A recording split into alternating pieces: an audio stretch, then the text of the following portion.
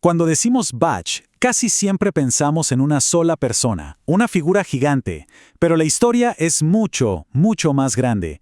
Es la crónica de una verdadera dinastía musical que dominó su tiempo, una familia para la que la música no era solo un arte, era parte de su ADN. Vamos a desentrañar juntos este legado increíble.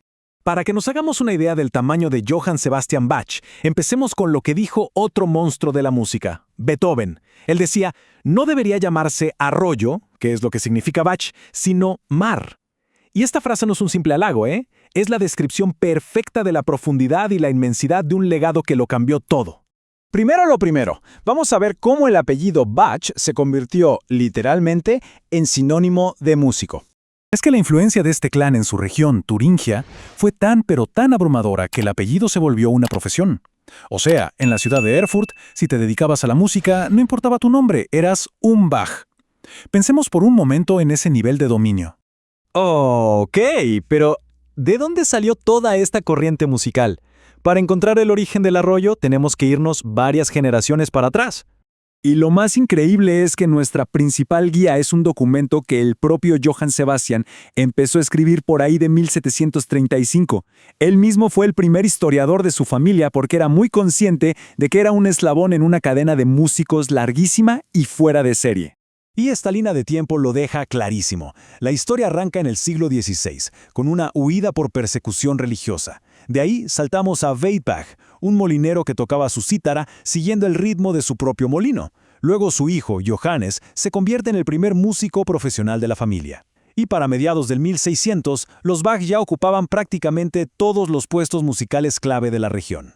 Y justo ahí, en medio de toda esa tradición ya bien establecida, nace la figura que lo va a cambiar absolutamente todo, Johann Sebastian Bach, el genio que iba a llevar el apellido Bach a la inmortalidad, pero no sin antes romper unas cuantas reglas. Sus primeros años realmente lo marcaron. Quedó huérfano a los 10 años y se fue a vivir con su hermano mayor.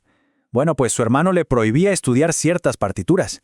¿Y qué hacía el joven Sebastián? Pues se las ingeniaba para copiarlas escondidas a la luz de la luna. Tenía una sed de aprender que era de verdad imparable. 400 kilómetros. Guarden este número en la cabeza, porque detrás de él hay una de las historias más brutales sobre la determinación de este hombre. Esa es la distancia que un joven Bach caminó, solo de ida, para llegar a Lübeck y poder escuchar al gran organista Dietrich Buxtehude. No fue un viaje, fue una peregrinación, una obsesión total por aprender de los mejores sin importar lo que costara. Pero claro, esa misma pasión arrolladora nos muestra la otra cara del genio. Sus jefes esperaban un músico tranquilo, que enseñara, que siguiera las reglas. Y la realidad era un Bach que desafiaba la autoridad, que insultó a un fagotista porque le parecía malo y que se tomó un permiso de 4 meses cuando solo le habían dado 4 semanas para su famoso viaje a pie. Y esta tensión, llegó a un punto que es casi de película. En Weimar, cuando quiso renunciar para tomar un trabajo mejor, su jefe, el duque, le dijo que no. Bach insistió tanto, pero con tanta terquedad, que lo metieron a la cárcel casi un mes. Imagínense, un genio encarcelado por querer cambiar de trabajo. Pero es que precisamente de esa voluntad de hierro, de esa terquedad, es de donde nace el maestro. No era simple rebeldía, era la fuerza que lo empujaba a perfeccionar su arte hasta límites insospechados. Se convirtió en el arquitecto de la armonía, la mente que llevó el contrapunto, ese arte de entrelazar melodías, a su máxima expresión. Fue la culminación de siglos de tradición familiar. Pero el legado de Bach no murió con él. De hecho, cuando Johann Sebastian falleció, el mundo de la música ya estaba cambiando a toda velocidad.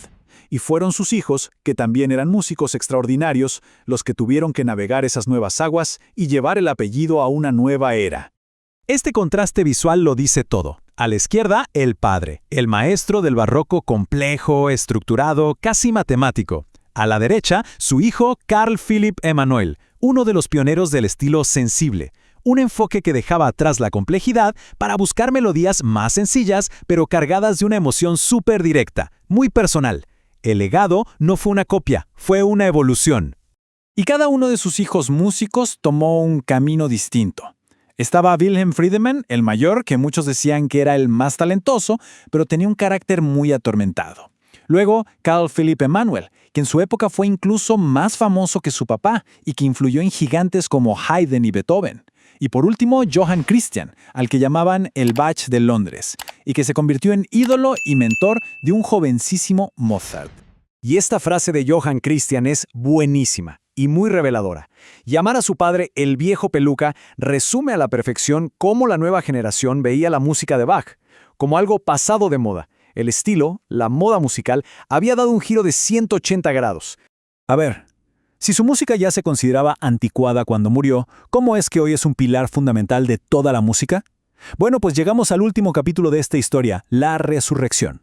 Después de su muerte en 1750, la obra de Bach cayó en el olvido, más o menos.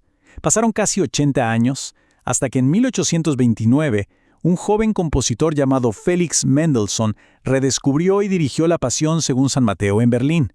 Y ese concierto fue la chispa que encendió de nuevo el interés por Bach, llevándolo de ser una figura histórica a un genio eterno. Hoy sus restos descansan aquí, en la iglesia de Santo Tomás en Leipzig. Es el lugar donde trabajó sin parar durante 27 años, componiendo una cantata nueva cada semana, creando un universo musical que nos ha tomado siglos empezar a comprender. Y justo afuera de esa misma iglesia se levanta este monumento.